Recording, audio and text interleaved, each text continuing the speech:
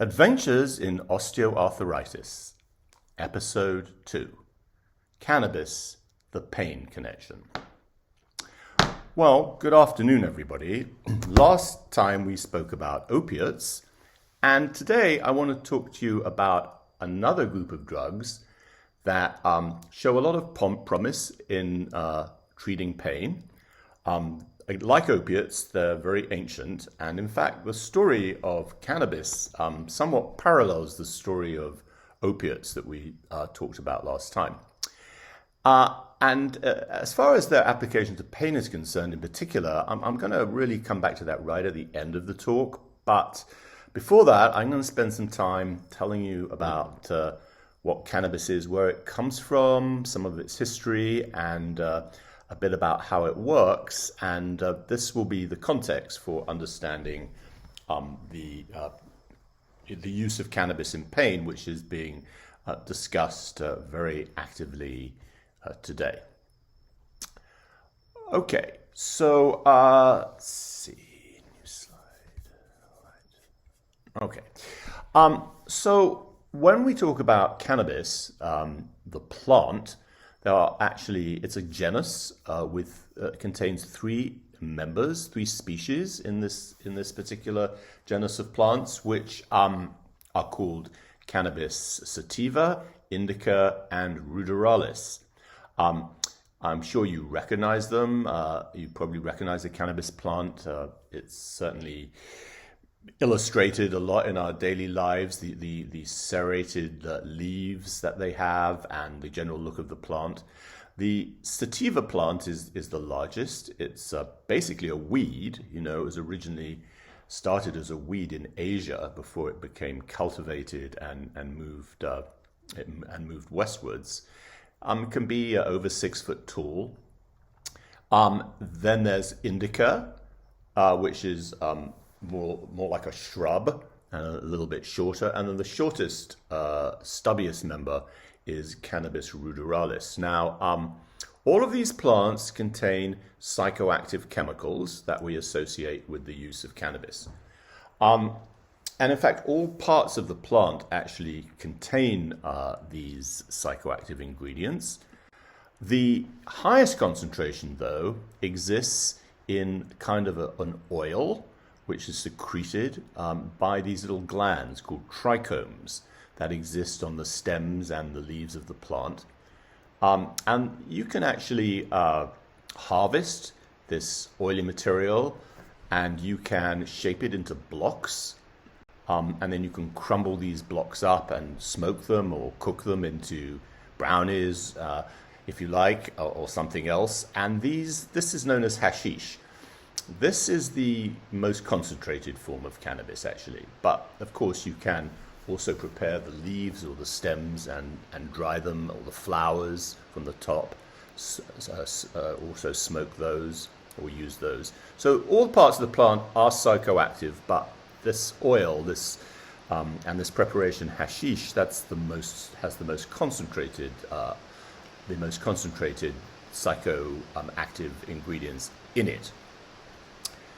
Okay, now the cannabis plant exists in both male and female form, and obviously these need to be cross-pollinated in order to produce flowering plants.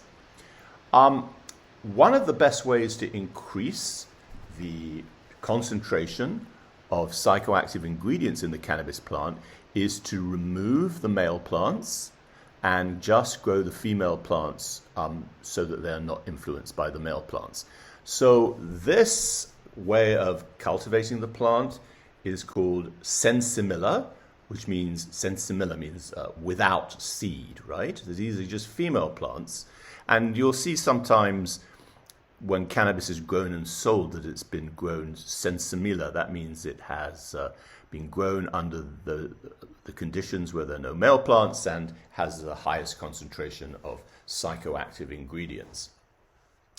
Now, actually, the cannabis plant is a very useful plant indeed, and it's not just because of its psychoactive properties. The stems of the plant, of the Cannabis sativa plant, are very, very fibrous indeed. And since really, really ancient times, as far back as we can go, people have taken these fibers and treated them and used them to make a kind of cloth, which is called hemp. And so the plant is sometimes known as the hemp plant or the Indian hemp plant. And as I say, it's been a very useful crop over the years for making this hemp cloth. This cloth is one of the most ancient kinds of cloth. We find it in the remains of, Neolithic graves and beyond. So when people are growing cannabis plants, they may be growing them for a number of different reasons. We know this fella, who you may recognize, grew cannabis plants in his plantation at Mount Vernon. We don't know why George Washington was growing cannabis plants. I mean, people say he was growing them to make hemp cloth, but of course, we don't know, do we? Jefferson grew them as well. So, the plant is very useful. In fact, the seeds of the plant are also very useful. If you crush these, you'll get a kind of oil, which is a very useful oil. It's used nutritionally and in a number of other applications. The seeds, they're also used as bird seed, actually. It's kind of interesting. It's used, for example, as you can see, this package of bird seed. This is to feed these little birdies. In England, they're called budgies or budgerigars. I don't know what they're called in America. I think parakeets or something like that. They're very common. So once in a while, you get somebody cleaning out the seeds are supposed to be irradiated, so they're not, you can't grow anything from them. But actually, that's only partially effective. So sometimes you get things where people untoward are cleaning out the cages of their birds. And here's a report from the BBC in England. Pensioner unwittingly grows cannabis plant from bird seeds. A pensioner from Exmouth has unwittingly grown a 5-foot tall cannabis plant from a pack of bird seeds. Patricia Houston from Exmouth contacted BBC Radio Devon, a gardening programme, asking for help in identifying a weed. After discovering it was illegal cannabis plant, the police were involved. Officers said Mrs. Houston was growing the plant illegally, but in good faith. Well, we don't really know about that either, but I'm prepared to believe that she's just an old granny and this was a mistake. But this happens every once in a while. All right. So how long have people been using cannabis for different purposes?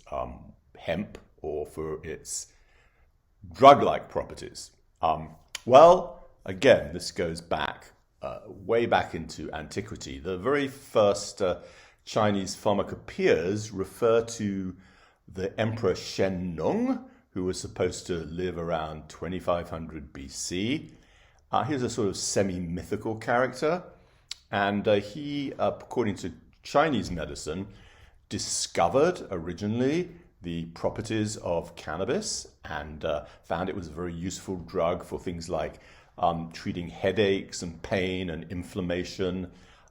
It was an important part of the Chinese pharmacopoeia and in other parts of the world as well. So if we go a little west from there to India and Persia, that is Iran, we find the ancient books of the religions of India, the Rig Veda, that's 1028 hymns. It's the most ancient book of the Vedic religions.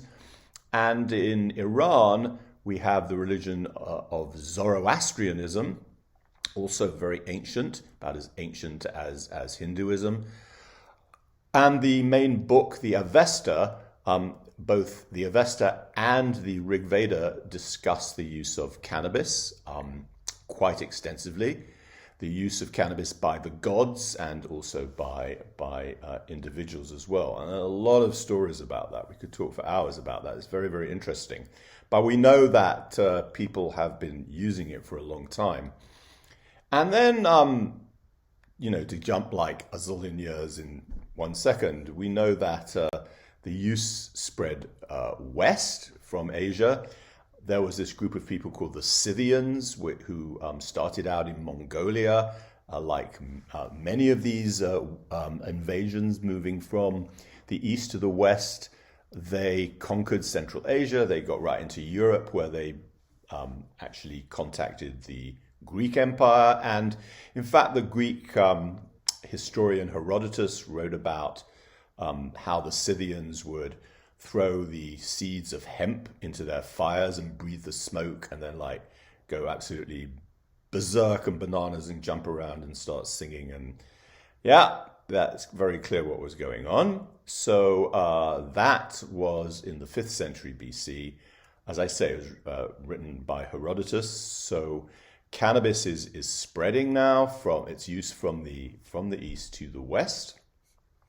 And if we take another historical jump down to the 11th century, to the time of the Crusades, we know that this gentleman, Hassan Isabah, had a famous castle, Alamut, which was in northwestern Iran, high up on the mountain, where he would drug his soldiers with hashish and make them and kind of brainwash them so they became the shock troops that he could send to the Crusades, would kill the Christian Crusaders. So they became known as the Hashashin, and that word became assassin, right? So that's where that all comes from. And then jumping ahead even further, right down to the 17th century, now, of course, we have the coming of the British in the Indian subcontinent and the British East India Company. And of course, they picked up many of the local habits. You can see a bunch of these guys here smoking hash and getting kind of zonked on it. This is a picture from the 17th century.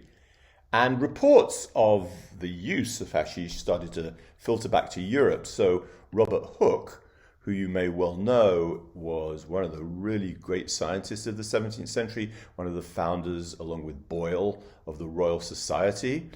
He writes here about a report that he's received from India about people using cannabis.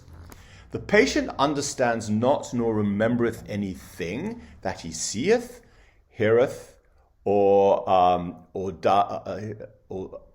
heareth or doth in that ecstasy, but becomes, as it were, a mere natural being, unable to speak a word of sense. Yet he is very merry, and laughs and sings and speaks. Yet he is not giddy or drunk, but walks and dances and showeth many odd tricks. So yeah, I mean, again, clearly something we can identify as somebody using cannabis.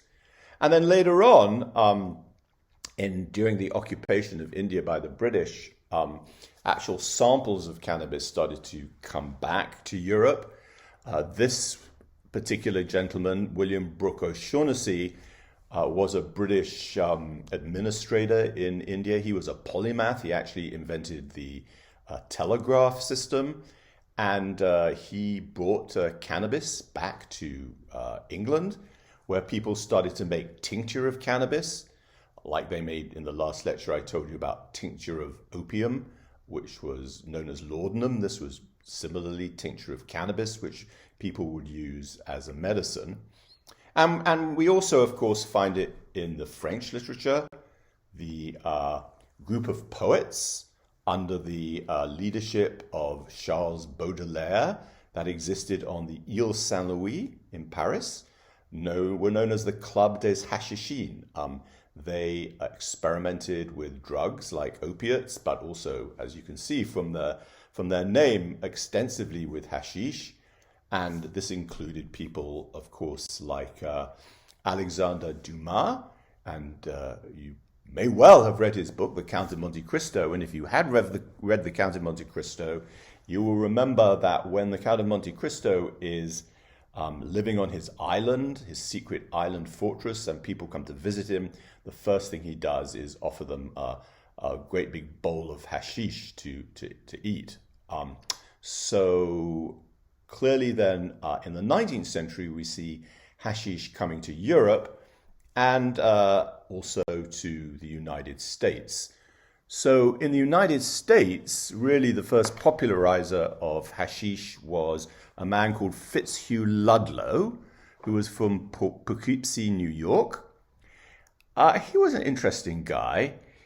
His hobby, as he writes, was to go into the drugstore in town and try all the different drugs.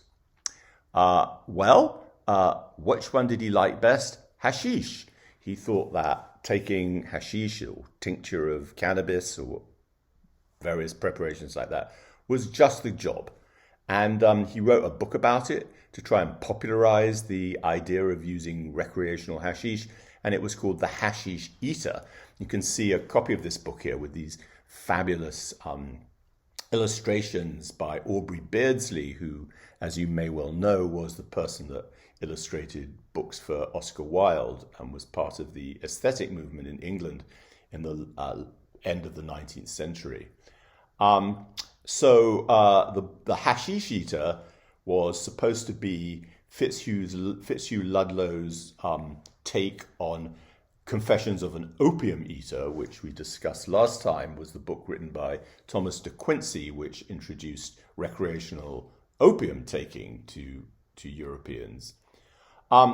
Anyway, we can now see that by the 19th century, cannabis has spread all over the world, and it's certainly being recreationally used, but also taking a cue from centuries and centuries or thousands of years of previous use, it was also being used for medical purposes as well, for many purposes which it had always been used for. So the idea that you should use cannabis in medicine, which of course is coming up again these days and being discussed widely, is not a new idea. It's a very old idea. It's been happening for thousands of years. It's only the last 50 or 60 years since it was made illegal in the 1970s that's abnormal. So the time we're just coming out of is the abnormal time, not the normal time. The normal practice has been to use cannabis as a medicine.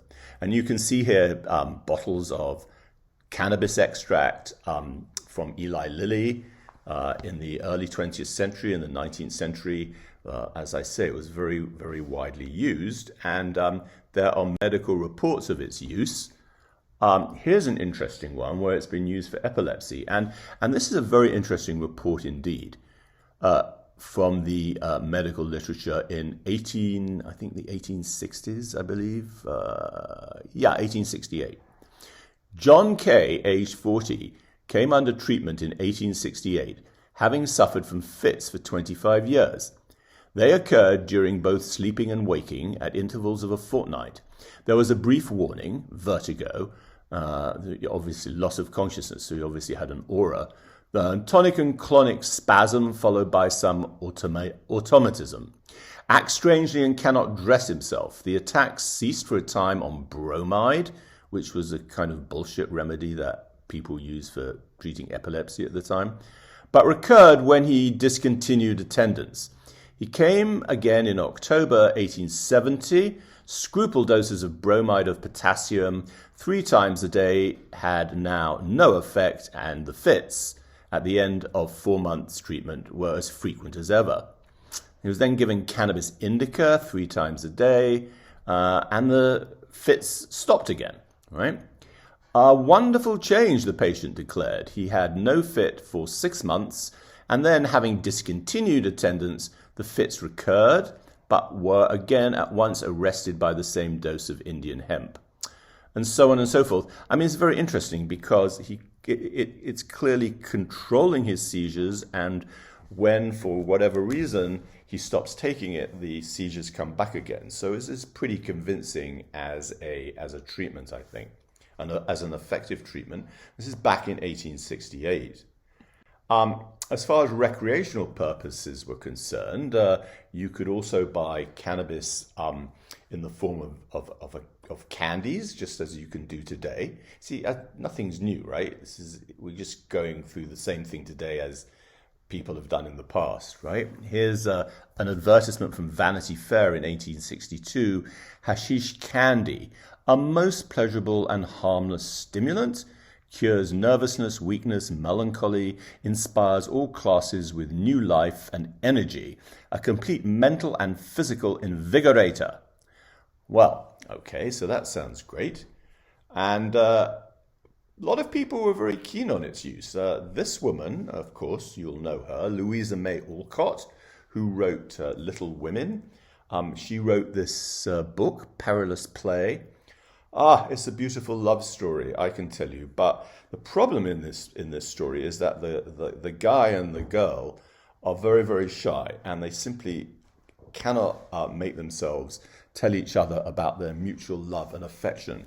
But then they take cannabis, and guess what? I mean, then they're able to tell each other about their love, and of course, the whole thing ends happily ever after. The book ends up I think the final line of the book is "Thank God for cannabis" or something like that. So it's very much in favor of its use. So that's Louisa May Alcott.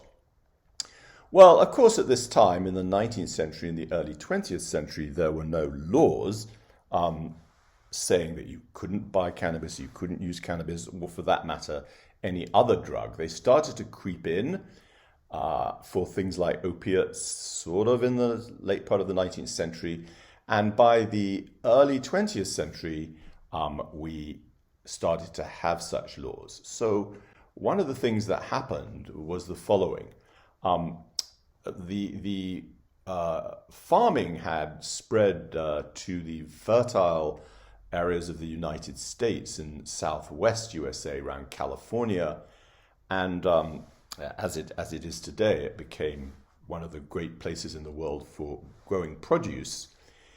The picking and processing of this produce required extra labor, and what happened was that a lot of these jobs were filled by itinerant Mexican workers who came across the border and were given jobs.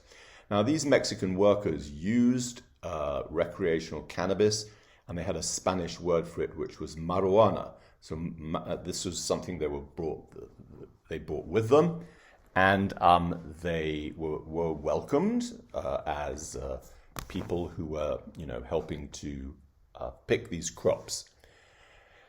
Then, of course, around the 1930s, we started to get the Great Depression, and then, of course, these people were not so welcome anymore, and rather than being people who were doing a good job, they started to be viewed as people who were stealing jobs from American workers, and of course, there was a lot of prejudice against them. Now, at that time, the United States government started, as I say, laws had started to be passed and some international laws about the control of trade of things like opiates and cocaine. And the American government set up something called the Federal Bureau of Narcotics. And the person they chose to head this was a man called Harry Anslinger.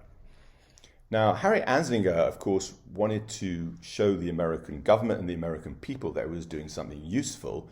So he decided that he should go after heroin trade, which was very problematic, of course. Unfortunately, the heroin trade was under the control of the Chinese, particularly Chiang Kai-shek, and he was in league with a lot of American politicians, and so Anslinger was told to keep his hands off the heroin trade. So he thought, well, what can I do? And he thought, well, all right, these workers, these Mexican workers, nobody cares about them, and they're using this drug, cannabis, so marijuana. Why don't I say, why don't I launch a campaign saying that they're introducing like marijuana, which is like terribly dangerous and poisonous to the American people, and I can prosecute them and get rid of them and get rid of the marijuana, and I'll be a big hero. Of course, none of this was true, but this was just a political move. So here's something he said. Marijuana is taken, and I'm not speaking about by musicians, and I'm not speaking about good musicians, but the jazz type. So that means it has been taken by African Americans as well, and so he could put them in the same bucket as the Mexican workers because he thought, well, nobody cares about these people. So there was a huge amount of political propaganda launched by Anslinger to try and demonize the use of cannabis. And actually, when we look at it today, some of it is completely hilarious. So, for example, the government came out with a movie. These high school boys and girls are having a hop at the local soda fountain. Innocently, they dance. Innocent of a new and deadly menace lurking behind closed doors. Marijuana, the burning weed with its roots in hell.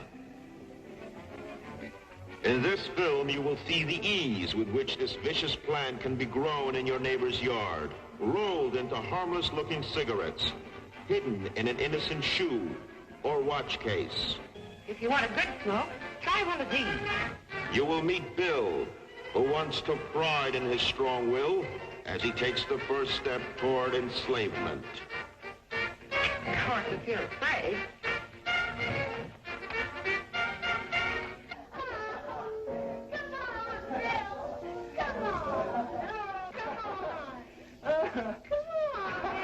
Smoking the soul-destroying reefer, they find a moment's pleasure, but at a terrible price. Debauchery, violence, murder, suicide, and the ultimate end of the marijuana addict. Hopeless insanity.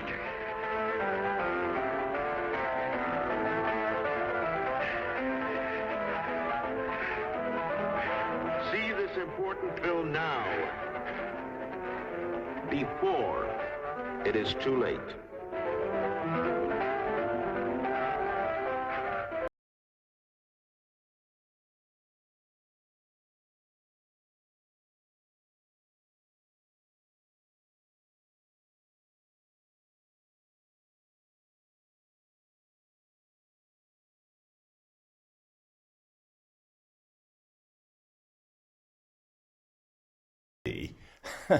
That was the kind of propaganda that was launched at the time. And here's a few other things that Harry Anslinger said. Let's just read a few of these things. Reefers make darkies think they're as good as white men. All right, well, okay. It's a very, very racist and campaign, and it was obviously complete nonsense. Here's actually a poster from Chicago, from the Federal Bureau of Narcotics office in Chicago, which is also, I think, rather hilarious. Beware, young and old, people in all walks of life. This, ta-da, may be handed to you by the friendly stranger. It contains the killer drug, marijuana, a powerful narcotic in which lurks murder, insanity, and death. Warning. Dope peddlers are shrewd. They may put some of this drug in the teapot or in the, or in the tobacco cigarette. Okay, so you better watch out, right? And by this time, the laws about cannabis use became extremely strict, very, very strict indeed. And they were right through to the 1960s. I mean, I believe theoretically, even if you had 3 serious convictions for cannabis use, you could, I think, theoretically even be executed. I mean, they were very, very strict indeed, and they were all a result of this politics of Harry Anslinger. Of course, once we got to the 1960s, after the war, things started to change radically, and cannabis use became part of the counterculture movement of the 1960s. and as well as, of course, the use of other drugs. And eventually, the Nixon government moved against this because he decided that this was upsetting, middle-class sensibilities. And this is where we start getting the categorization of drugs into different schedules. So Schedule 1 drugs are supposed to have no medical utility whatsoever and to be extraordinarily dangerous. In other words, they just got nothing good to say about them at all, right? High potential for abuse, no medical utility. And in there, he's got heroin, LSD, and he's also got marijuana. So marijuana, according to Anslinger and according to the Nixon government latterly, was just as dangerous as heroin. Well, one might, of course, ask oneself, what exactly is in cannabis that produces all these effects? And during the time I've been talking to you about, there was, of course, with ongoing science investigations to try and find out what the active ingredients in cannabis were. So here's a report far back in 1847 by Smith and Smith, the Smiths, where what they'd done is extracted cannabis plants with organic solvents and then try and concentrate these as much as possible. And they got like some sort of black gummy material. And they write, 2/3 of a grain of this resin act upon ourselves as a powerful narcotic, and 1 grain produces complete intoxication. In this character, it is quite analogous to alcohol, but it is in its hypnotic and soothing effects on the nervous system. It greatly its resemblance to morphia is very great. So we see some attempts here at trying to isolate and characterize the ingredients in cannabis. But in fact, it proved very hard to do this. And it wasn't until 1964 that Raphael Mechoulam in Jerusalem finally isolated the active chemical in cannabis as delta-9 tetrahydrocannabinol, or THC. Now, why was it so difficult to isolate this? Well, look at this structure, okay? It's very lipid-like, actually, a very lipid-like structure. And don't forget that during the 19th century, where there'd been an enormous advance in the isolation of many active materials from plants, just like cannabis, all these things have been isolated, like morphine and caffeine and quinine, and here's a bunch of them. They all contain nitrogen atoms, and they have a basic property. So they're known as alkaloids because of this alkaline property that they have. But when you look at the structure of THC, it doesn't have this basic nitrogen. It's a very different chemical.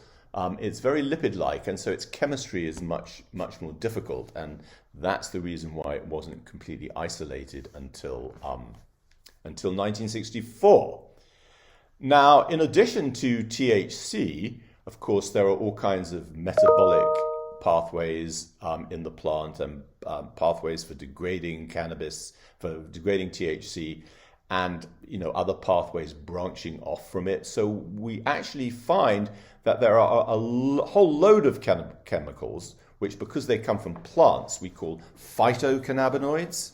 As you'll see later, there are also endocannabinoids and synthetic cannabinoids. But anything actually from the plant itself is known as a phytocannabinoid. And there are hundreds of these in the plant, actually, if you look carefully. Now, the two that exist in highest concentrations are THC, that we've just discussed, and something that is structurally related to it, but contains none of the psychoactive effects that you get with THC, and this is called cannabidiol. Now, this isn't to say that cannabidiol doesn't do anything at all. We'll come back to that later, and there's a lot of interest in that. But it does not produce psychoactive effects like THC, and it doesn't have the same mechanism of action. But it does exist in relatively high concentrations in the plant, as does THC. And in fact, depending on the growth conditions, these days you can grow plants that have more of one or more of the other, so on and so forth. When you go to your local cannabis shop, you can buy dried cannabis, which comes from this strain or that strain that has more of one or more of the other. Now, a very interesting thing, by the way, is that although cannabis in 1970 was made a Schedule 1 drug, right, which means you couldn't get hold of it for love or money, at least officially, pure THC, and get this, pure THC has always been available as a Schedule 3 drug. And pure THC was sold under the name dronabinol, and it can be prescribed, for example, for cancer patients who are feeling nauseous because it has, as we'll see in a minute, strong antiemetic effects and things like that. And dronabinol has always been available with prescription. It's sold under the name Marinol or dronabinol, and that's pure THC. There's also a slight chemical tweak you can make on this and produce this compound called nabilone or sesamet. You can see it's got slight, it's almost exactly the same as THC, but it's got a few tweaks to it. Basically does exactly the same thing. And this has also been available as a Schedule 3 drug. And finally, there's a tincture of cannabis that contains, because you've extracted cannabis into an organic solvent, contains obviously then both THC and cannabidiol, called nabiximols or Sativex, and that's used as a sublingual spray for treating spasms in multiple sclerosis. So all these things have been available, particularly the first two, all the time. So it just doesn't make any sense, does it? You see, this is politics for you. You've got cannabis itself, the crude plant, is a Schedule 1 drug, whereas pure THC is a Schedule 3 drug. Does that make any sense? Obviously not. But, you know, when it comes to laws that affect drug use in this country, they don't make any sense at all, any of them. So don't worry about that. Now, of course, we have a resurgence in the use of, in the interest in cannabis and the use of these things for various purposes, potentially. And here's a map. You can see all the states which now have, it's now legal to use cannabidiol for medicine, cannabis for medicine, or even cannabis recreationally, as we have in Illinois. And there are also countries where, but it's not legal at the federal level in this country, right? So this also doesn't make any sense, right? So in a lot of states you can use it recreationally, but you can't get, I mean, until very recently anyway, it's been almost impossible to get funding to work on it from the federal government because it was illegal. So it also doesn't make any sense, as I'm sure you'll appreciate. The first country to actually make cannabis uniformly legal, as you, of course, I'm sure know, was Uruguay, right? Yeah. And then, you know, quite recently, Canada made the use of cannabis completely legal. And of course, you probably also know that it's been, well, not completely legal, but more or less legal in the Netherlands since the 1970s. I should point out that all these countries seem to be getting along fine. There hasn't the moral fiber of these countries and things like that don't seem to have collapsed as many people would predict if we were allowed to take drugs like this. It doesn't seem to have happened. They seem to be just fine, but that's a sociological question that's quite interesting. Okay, so now in our modern times, what exactly is cannabis useful for? I mean, there are a lot of like ancient ideas going back to the year dot and 19th century ideas as to what it's useful for. But now with our modern criteria for what's useful in medicine, what is the truth of the matter? So when you are, and this is just a survey that was made of, I don't remember how many people, asking them the kinds of things they thought it was useful for. Chronic pain, well, that'll be of interest to us. Insomnia, stress, anxiety, depression, appetite. Well, yeah, definitely. I mean, there's no doubt that smoking cannabis makes you want to eat, right? Nausea, headaches, PTSD. Yeah, it's very, very useful, right? So a few years ago, the National Academy of Sciences in the USA, which is definitely a serious bunch of people, and this is a few years old now, wrote, I think, 500-page report on the potential health effects of cannabis.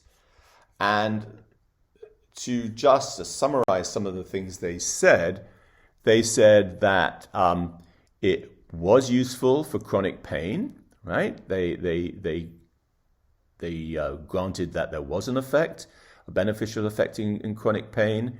There was an antiemetic effect for cancer patients. There wasn't a beneficial effect in multiple sclerosis. And then they said in other cases, we just don't know. They didn't say it was or it wasn't, but they said there wasn't enough information. So it's pretty clear that many of the ancient stories about how useful this drug is, many of them, but not all of them, as we will discuss, are absolutely true, at least to some extent or another. Now, why does cannabis work? I mean, why does it produce these effects? Well, it turns out that THC really works because it mimics the effects of certain substances that humans, or animals, I should say, make, which normally act in our bodies to produce various effects like pain control and so on and so forth. And these substances are known as endocannabinoids. So as opposed to phytocannabinoids that come from plants, these are endocannabinoids that are naturally made by animals. And they are derivatives of arachidonic acid, right? And there are two main ones. One is called anandamide, which comes from the Sanskrit word ananda, meaning bliss, and the other one is 2-arachidonyl glycerol, or 2-AG. Both of these are naturally occurring cannabinoids that act by interacting with G-protein coupled receptors called cannabinoid receptors. And there are two of these receptors named CB1 and CB2. CB1 you'll find in the nervous system in high concentrations, and CB2 you'll find in other tissues in the body, particularly different kinds of white blood cells. These cells or other tissues, like liver and so on, but particularly white blood cells contain very high concentrations of CB2 receptors. So this is, I think, a reflection of the different uses of cannabis, pain in the nervous system, anti-inflammatory effects for white blood cells. These are G-protein coupled receptors, and they normally are the locus of action of both endocannabinoids and, of course, external cannabinoid agonists that we use, like THC.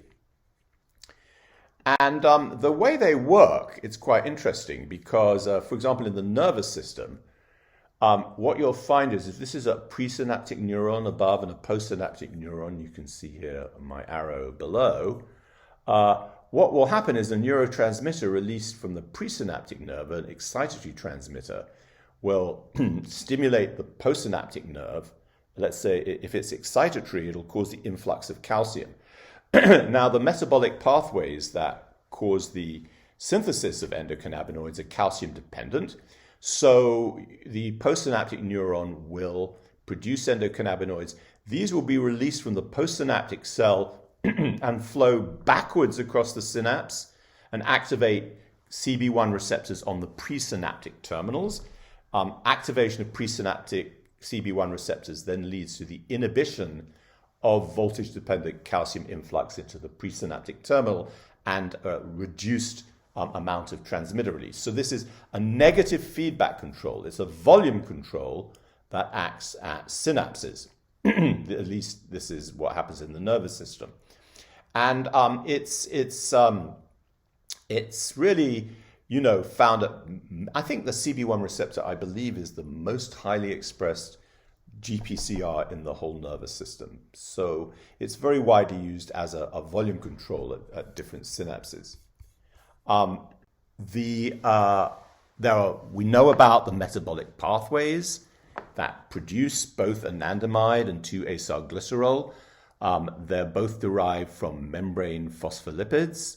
There are enzymes, phospholipases, that cleave these various precursors to produce both anandamide and 2-acylglycerol. And then there are enzymes that degrade anandamide and 2-acylglycerol. In particular, the enzyme that degrades anandamide, which is called FAR, or fatty acid acyl hydrolase, and the one that degrades 2-AG is MGL, or monoglycerol lipase. Okay? And these will degrade these things and produce arachidonic acid back again. So it's very interesting, really, because arachidonic acid is really a molecule that's at the center of so much important biological signaling. You can see that it's related to the production of prostanoids, leukotrienes, and also endocannabinoids. So it's obviously a very important intermediary when we think about biological signaling in general. And as I said, the receptors for these things are localized all throughout the body. You can see here some of the places where CB1 or CB2 or both receptors together are localized. The nervous system, white blood cells, and many peripheral tissues. So what are the effects really of taking cannabis? And we've talked about them a little bit. But just to review them, I mean, feeling of relaxation or well-being, and some euphoric effects, but no aggression like you get with alcohol. Laughing. I mean, if you take cannabis, as you may well know, you tend to giggle uncontrollably. Changes to your sensory interactions with the world. Definitely impairment of motor functions. So if you're taking these things, you should not be, as they say on the boxes, operating heavy machinery or driving. That would be a criminal thing to do. And we've talked about analgesia, antiemetic effects. They're not very addictive. I won't say they aren't addictive at all, but addiction there's a wide range of things that we call addiction. It's definitely not addictive like alcohol or nicotine or heroin or anything like that, but maybe a bit. And if you take a lot of these things, there's definitely a negative syndrome where people tend to throw up a lot. It's quite unpleasant, or hallucinate or feel paranoia. So one has to understand what kind of doses of these things to take, because too much can certainly make you quite ill. Well, of course, because of all these potentially useful effects, companies started to think about making synthetic derivatives to interact with CB1 or CB2 receptors and either promote signaling through these receptors or block the effects of endocannabinoids to see what would happen. So obviously, if you activate CB1 receptors, it makes you want to eat. So people, a decade ago or so, maybe 2 decades now, started to argue that blocking CB1 receptors centrally would have an effect on promote satiety and curb your appetite, and you'd lose weight. So this drug was made, rimonabant, a very good CB1 antagonist, and of course it was targeted to women. Lose weight, look great, it said. So it went through a lot of drug regulatory boards in Europe first, and women took it, and you know what? They did lose weight. It absolutely worked really well, but unfortunately, they did not feel great they felt terrible. In fact, a lot of them wanted to kill themselves. Well, you don't have to be a rocket scientist to understand what's going on here.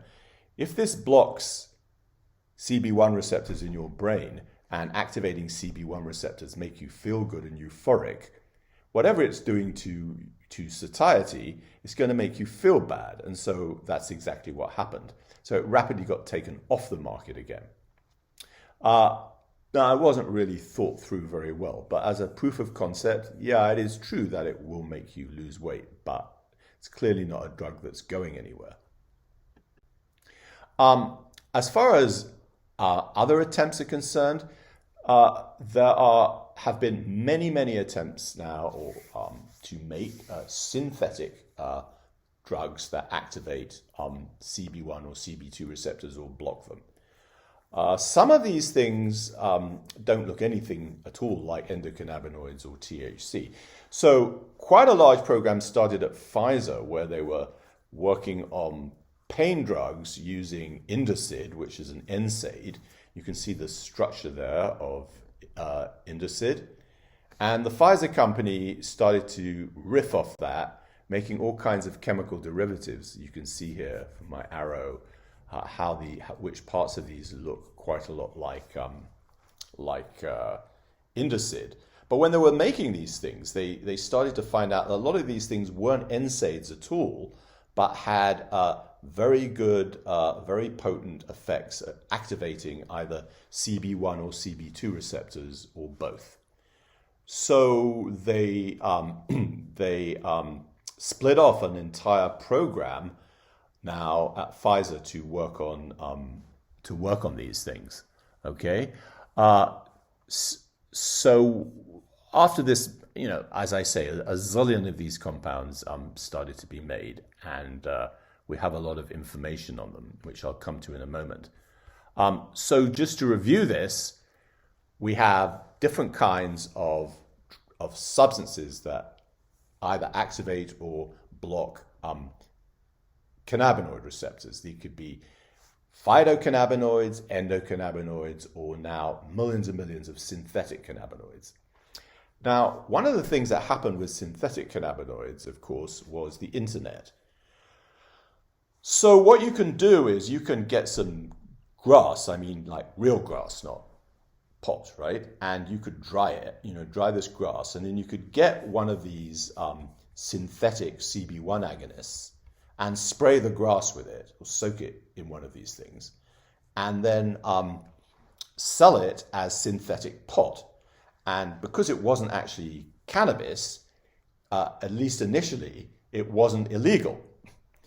And as I say, there are lots of these things. JWH just means John W. Hoffman, who was a chemist at Clemson University who made a lot of these things initially, purely for research purposes, I should add. And these things got sold online under the name of K2 or Spice, or the various other names, as you'll see in a moment, as synthetic cannabis. And so the FDA, the authorities started to try and ban these things. So they would ban one, and then somebody would put another few atoms here or there. I mean, there are basically an infinite number of these things that you could make theoretically, right?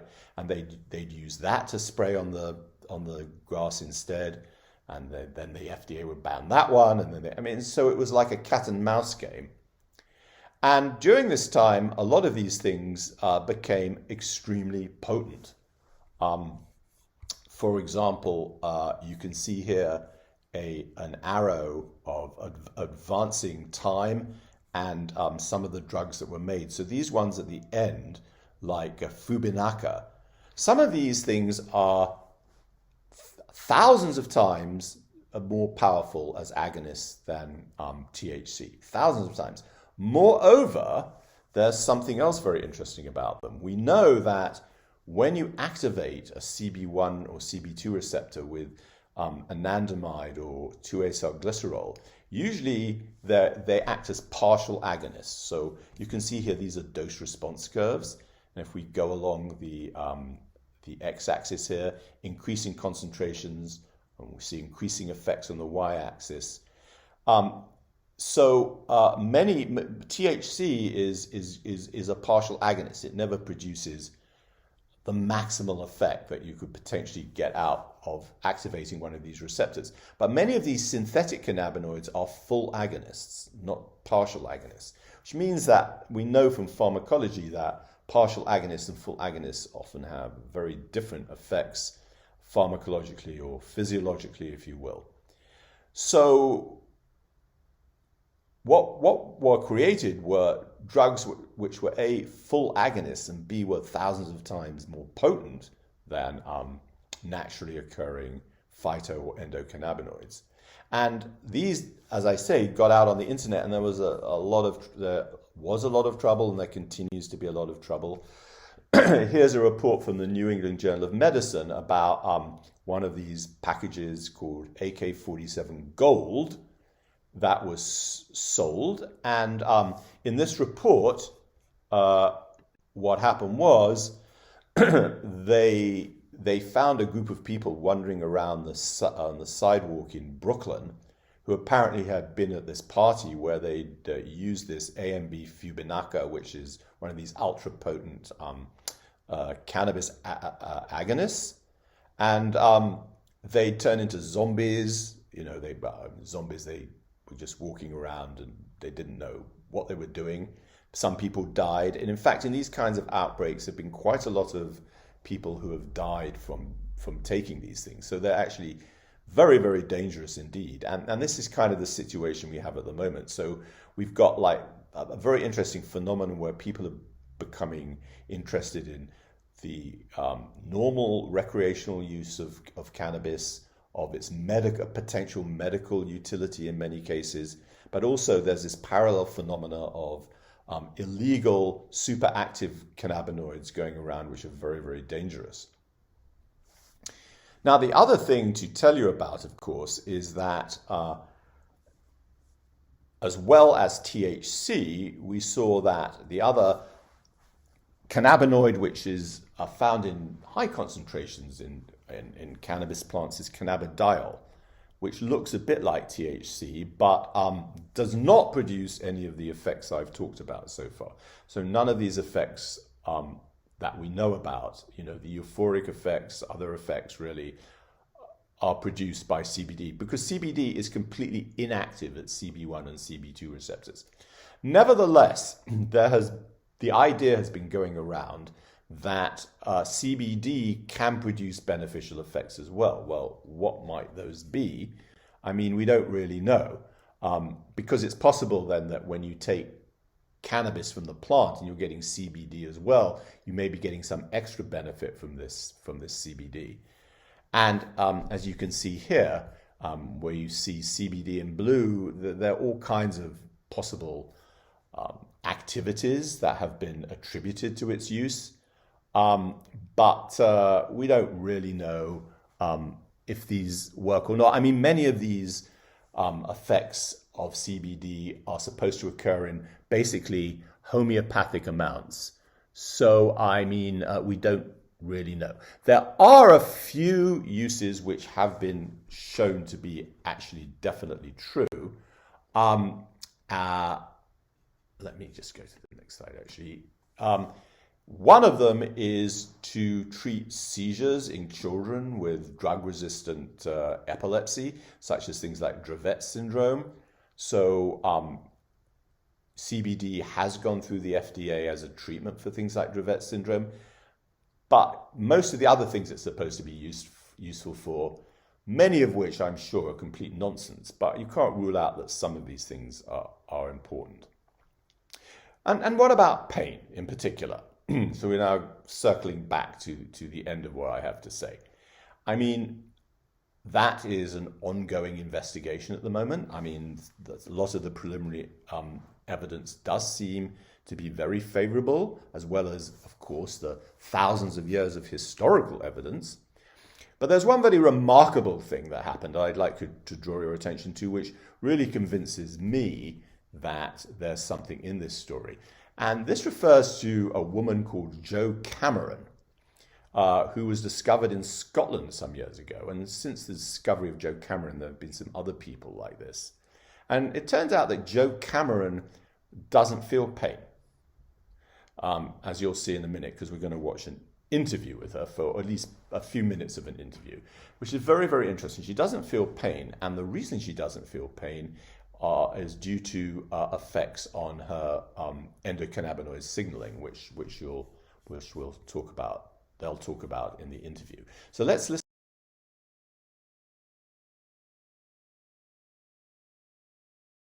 So whether it's physical or emotion, imagine what life would be like without any pain. At all. Any pain. Don't you don't feel feel pain. Like, for instance. No, don't. I hate pain. Ow, stop. Stop it. Okay. Well, our first guest, Jo Cameron, she is an amazing woman. She's like something from the X-Men. Yes, That's like it. a Something about superpower. X-Men, yeah. Very She's the ordinary. only person in the world with this condition. Means that she doesn't feel childbirth, surgery. She's even broken limbs, which we'll talk about, which didn't cause you any... No? Get out. What did you break? My arm. When I was 8, I fell when I was roller skating, and I just went into the house, didn't tell anyone. And 3 days later, my mother said, "Your arm looks a bit strange. It's a very cut. We better go and see what you've done." And I'd broken it, and I didn't know. Didn't feel any pain at all? No. Wow. The thing I find, Dr. Zoe's here, of course, which we'll get the medical side of this. But the thing I find extraordinary, Jo, is that you weren't diagnosed until you were in your 60s. No, because I am what I am, and nobody takes any notice of someone with no pain. Yes. And I didn't think, I just thought, oh, maybe I was extremely healthy. And I also thought I was clumsy because I was always having marks and bumps on my arm.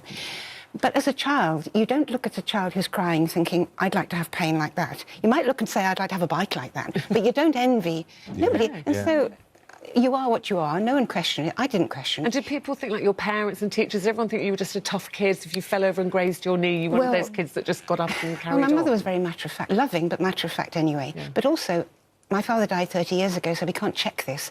But looking back, I think maybe he was the same as me, because everyone said as a child, you're just like your dad, disposition like my dad, you're happy and blah, blah, blah. And I think maybe that's where it came from. But people don't, doctors don't.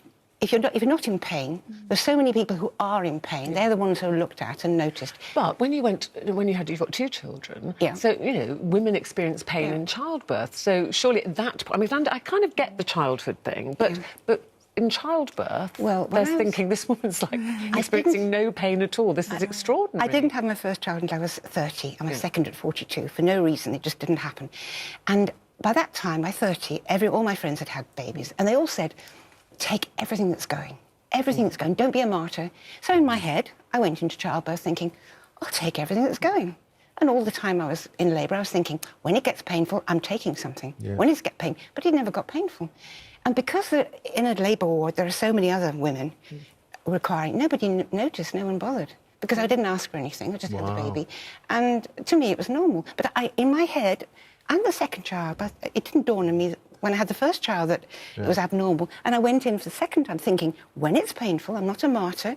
You just thought you were lucky first time. Yeah. No, but because you're so abnormal, medical science is fascinated with you. I mean, they do. Will you be taken off to an X-Men house? For 6 years they've been experimenting on me. Have they? Right. Yeah, So tell, why would her condition be of such interest then? Yeah, I mean, Jo's condition is absolutely fascinating because mostly for scientists, they're interested because it means that it opens up a whole new journey of exploring pain medication. So particularly around post-operative pain, people who have chronic pain, and also anxiety and depression because you're immune from those as well. No fear, no stress. So this is all something to do with the FAR gene, and it's a mutation of that. So how can you explain that to simple people like myself? So, we all have lots of genes, and when something goes wrong with the gene, we tend to think of it as a bad thing because that means things don't function as they should.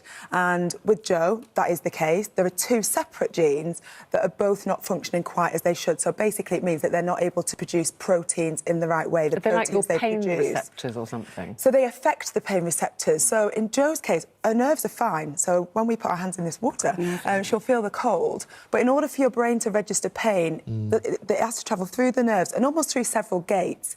And in us, the gates are open and closed, mostly open, but they can be closed. In Jo, those gates are closed the whole time. They're never open. And that's because the genes make proteins that keep those gates closed. You see, Ruth has this condition in complete reverse. It has to be said. Literally, if you touch me, I go, tuck ow! Yes. Ow! Stop it! Just saying. I mean, it's in reverse. Now, my producer, nothing to do with me, and nobody was hurt in the making of this programme, I should have to say. My producer says that this is a Scotch bonnet, which is a form of chili, which is the hottest known thing on planet Earth, apparently, if you eat this sort of thing. And apparently you just can't... Zoe, you're a doctor here. This will raise her blood pressure. This will hurt her mouth. This would... my producer said to me, eat one with her, Eamon. I said no. So... Not even a slice? Not even a slice. Even going to not even a touch slice. it. Are you seriously going to chew this? I've only had one once before, and that was on video. I'll try it. Right, are we okay? Is everybody happy with their time with it? Are you happy, Zoe? Okay. Yes. Go on, I'll try it. Just a little bit. Just a little bit. So would it be like so you can't taste burning in your mouth, and if you were to swallow that, I'm not suggesting you do, but you could swallow it, and then nothing down your esophagus into your stomach. Oh my word! So what? It's oh weird. no, don't eat any more. It's weird. I think that's fine. That's probably enough. So what are you feeling? It was literally we would be on fire now. I would feel ill. It's probably. warm. I have a nice glowing, warm feeling in my mouth. That's it. But this could be dangerous, though, Zoe, because I presume most of we feel pain to keep us safe. That, Yes, you know, that's why you're feeling, because it's just to keep you safe. There are many. Absolutely, and I think if you think of our ancestors, then not feeling pain and not feeling fear would have been very dangerous. Yes. You know, they wouldn't have survived. Whereas in today's world, actually, it is kind of a superpower, not feeling pain, but doesn't come without its dangers. So, you know, you've injured yourself several times. Many times. What kind of things do you... Well, anyway, I mean, I think that's extraordinary, right? She has both alleles of her FAR gene are mutated in different ways, so she can't degrade anandamide, so she has very high levels of endogenous cannabinoids and a lot of cannabinoid signaling, and you can see what kind of effects they have with this woman. So, I mean, particularly the antinociceptive or the pain-killing or pain-numbing effects, which are remarkable. So when you see this experiment that has been made for us by nature, I think it's terribly convincing in terms of how we think about the future of these things as medicine and things like pain.